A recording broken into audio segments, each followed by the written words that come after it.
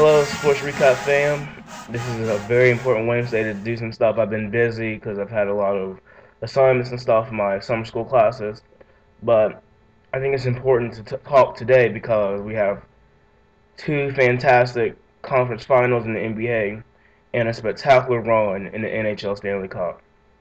Let's get started with the series that's going to go tonight. Game 6 of the Western Conference Finals between the Spurs and the Thunder. Okay, the Spurs have the 1 seed. They have home court advantage. They went out game 1. They rallied in the fourth. Amazing rally because they were down 9. Win the first game. Game 2, more or less, was a blowout. So all of a sudden, everybody's writing off the Thunder.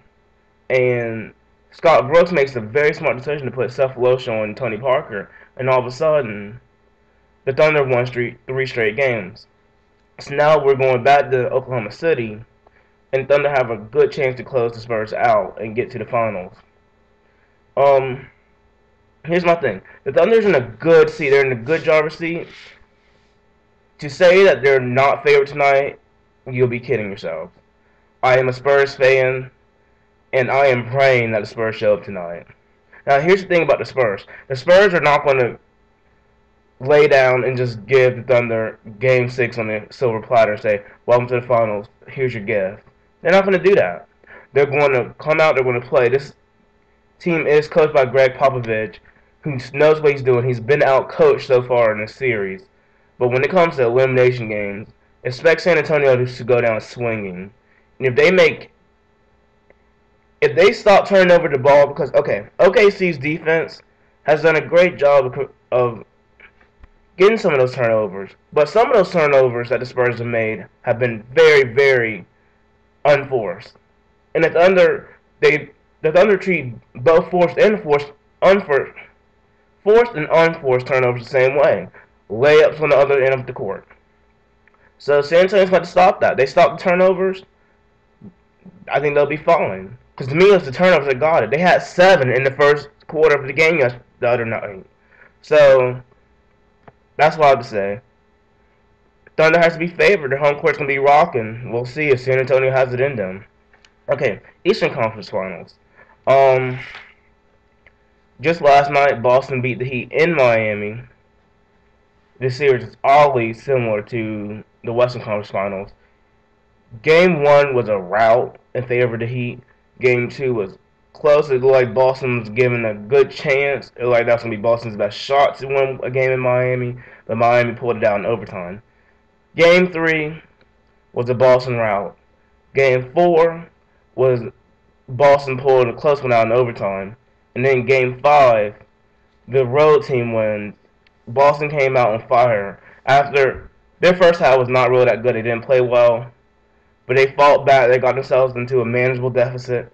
And they got over that deficit towards the end of the third quarter and worked their way to a Game 5 win. Now they have a chance to close the game out in Boston tomorrow. I was just watching TV. They said Vegas favored the Heat. I guess they're still thinking the Heat with all this talent, they're going to go up there and they can just turn the switch on and turn the switch off. Here's your thing. The Heat should have done that a couple games ago. This series should have been over in 5. But because they gave Boston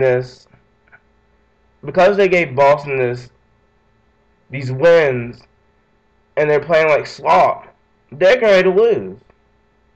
Winning games in Boston is not easy. Miami has not done it in the last 15 out of 16 times they went up there. They only have 1 win out of the last 16 times they went up there. It's not easy. And yet everybody thinks all of a sudden Boston's the underdog at home. Are you kidding me? I seriously think Boston and OKC both having the chances to close out in Game 6, you would have to think, I think Boston probably has a better chance. The Heat has the power to just go up there and guys turn on, I guess that's what they call it, and just beat them. But San Antonio has a veteran team. They're not scared of no home court. San Antonio's been outplayed the last 3 games. It's not that a home court beat them. They've been outplayed. So if San Antonio comes to play, they can get that. I don't know You can say the same thing about the Heat. The Heat have been outplayed the last 4 games and won game 2. It is what it is. Um, yeah, I OKC OKC winning tonight would be a very popular pick. I'm holding out for my Spurs, but tonight should be an interesting game. Tomorrow, I expect Boston to close it out in 6. I really do. Um, that's the end of those conference finals. They're both interesting. I think for your Eastern Conference people, you may want to watch the game tonight because that may be your fate. Like if the Spurs win tonight, Boston should be put on notice because every single game is going pretty much the same journey in both series. Anyway, let's get moved to the Los Angeles Kings in the Stanley Cup. Okay, so what I do like about National Hockey League and their playoffs is that when let's say when the 8 seed upsets the 1 seed, they don't have them automatically play against the 4 seed. They don't reseed them, but they redo the lineup, the matchups, so that the highest remaining seed will be playing the lowest remaining seed, and that kind of stuff. So Los Angeles plays Vancouver. They win games 1 and 2 on the road, and then I think they get game 3. They lose game 4 and they finish 5 in Vancouver. That's 3-0 in the road. So they have to go through the 2 seed St. Louis now because St. Louis is the highest remaining seed and LA still there. And 8 seed. This is the Western Conference, by the way. So I think St. Louis. No, St. Louis gets swept. I think St. Louis gets swept. Those games were some of those were explosions. Like I have not been paying attention to the Kings like that, but I would check ESPN just to see what the score is, and the score is already like 4-0 Kings after the end of the first period. And this was in the Blue Series. I'm like, who would have thought that you'd go on the road in a really loud St. Louis arena, because St. Louis is really loud, and just knock them up all over the place like that. As they did. Kings rolled over the Blues. And then the Coyotes, the 3 seed, they faced them. And Kings put them in 3-0 hole. At this point, the Kings are 6-0 away from LA. So Phoenix managed to win game 4. And then they go back to game 5 for game 5 in Phoenix.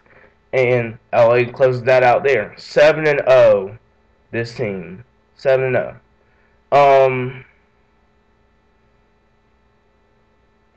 I think 7-0. If I missed the victory, call me out on it. So they're making it through their finals. They make it to the Stanley Cup finals. And on the other end is the Devils. The Devils went 7 games with the Panthers, the Florida Panthers, and they had to win game 7 on the road. And then they bullied Philadelphia in the semis. And then they got the better of Lundqvist and the Rangers in 6 games, I think, in the conference finals. So here are the Devils. The Devils probably have the best goaltender in like NHL history, Marty Brodeur. And I don't know what's going on, but the Kings are getting goals past Marty left and right. I don't know if that team is not helping them out, but it's something. These Kings just play so aggressive that it is unreal. Like the Kings won game 1 and game 2 in overtime. Monday night they beat the Devils 4-0 in LA. That's another 3-0 hole, y'all. And here's the scary thing for the Devils is that if the Devils win game 4, game 5 is on the road for LA. LA is undefeated on the road. So for me, you have to think that LA is going to win either game 4 or game 5. Game 5 is on the road. That does not help the Devils at all because the Kings haven't lost a game outside of LA. It's just funny. You have to salute the Kings' ridiculous run throughout the playoffs. And that's all I have to say for this week. I need to get started on some research for my advanced microtheory class. But just had to sound off on some of these sports issues or sporting events. Because it's been a fun season. Alright, I'll see y'all later, sports.